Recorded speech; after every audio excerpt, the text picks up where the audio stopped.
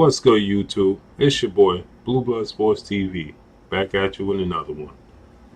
So yeah, wanted to talk about this, the way Guillermo Rigondeaux has been treated, man. It's been tragedy, man. His career hasn't been what it should be, man.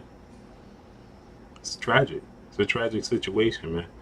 I always heard of the black murderers row and how they were avoided. I never, that was before my time, clearly. I was back in the 60s, 50s, 60s, I believe.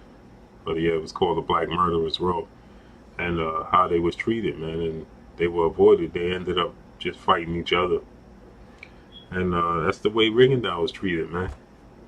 It's horrible, man. In his division, so let's go back to when he fought Nonito Donaire. They both were on top rank. Nonito Donaire was top five, if not top three, on the pound for pound list. And then at the time, Guillermo Rigondeaux was only 11-0. He was only 11-0 at the time when he fought Nonito Donaire. And Nonito Donaire was on a 30-fight win streak. He had lost his second pro fight, but he was on a 30-fight winning streak. And in the division, he was top of the division. And Carl Frampton, Scott Quigg, Abner Mares, Leo Santa Cruz, they were all in the division. And it was looking promising for that division with excuse me, I'm gonna say Lomachenko, but he wasn't in the division yet. But Nonito Donaire, Rigondeaux, and the other four, he had Carl Frampton, Santa Cruz, Quigg, and Mares. So the division was looking good. And then Rigondeaux happened. The fight with Rigondeaux and Nonito Donaire, he absolutely destroyed Nonito Donaire. When he destroyed Nonito Donaire, it scared everybody off. And then, his promoter didn't help. Bob Arum was his promoter with Top Rank, and Nonito Donaire was the cash cow at the time. If you don't know, Nonito Donaire was the cash cow at the time. This was back in April of 2013, and Donaire was a monster. He was a knockout artist. And actually, in that fight, when he fought Rigondeaux, he knocked him down. I think it was like the fifth round, if I'm not mistaken. Correct me if I'm wrong. He knocked Rigondeaux down. It was a flash knockdown. But Rigondeaux came on and he absolutely destroyed. He broke Nonito Donaire's face. He broke Donaire's face, man. Especially in the last round. And since then, man, Bob Arum said, "Oh, nobody wants to see Donaire. HBO wants to throw up every time I mention Rigondeaux's name," which was horrible, man.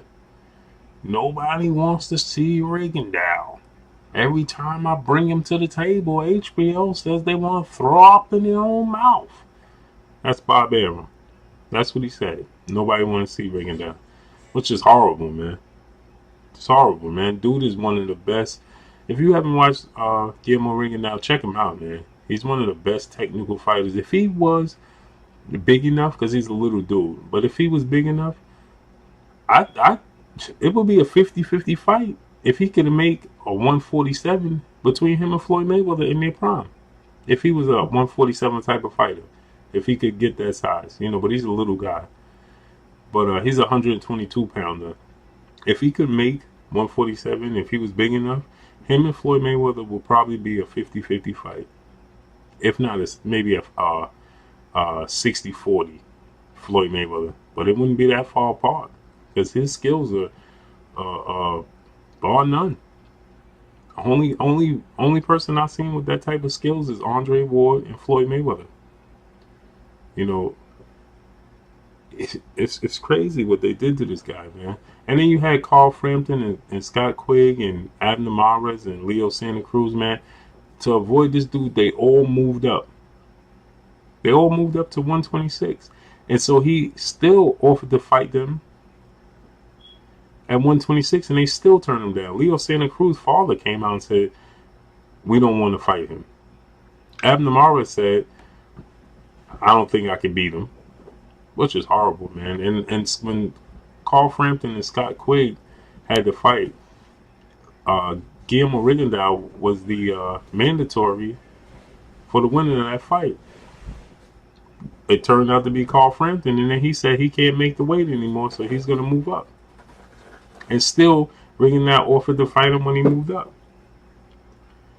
And then you have the Lomachenko situation. Lomachenko came onto the scene, and he offered to fight Lomachenko.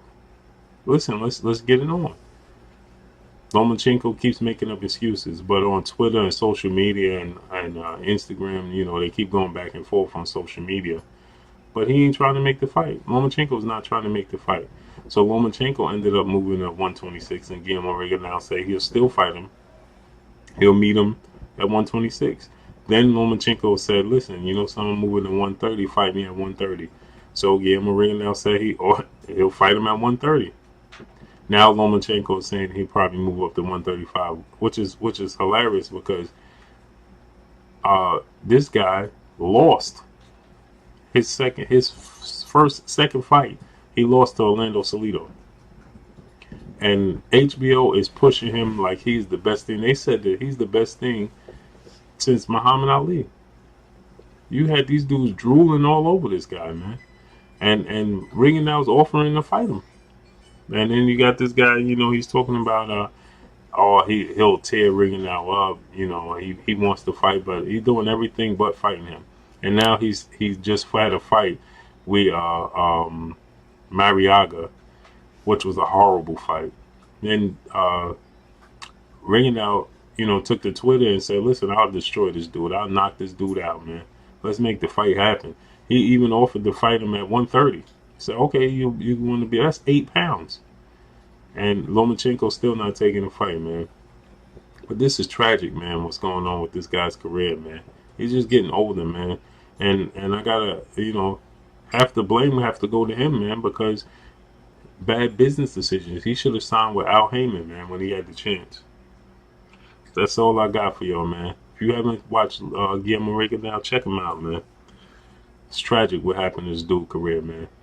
That's all I got for y'all. Blue Blood Sports TV. Hate, like, comment, and subscribe, man. Don't forget to subscribe to my channel. Like my shit. Peace. Around here, and I'm out 8 in the mall, dog. Glock 2 around here, what you do around here? And you know I keep my tool around here. My act a fool around.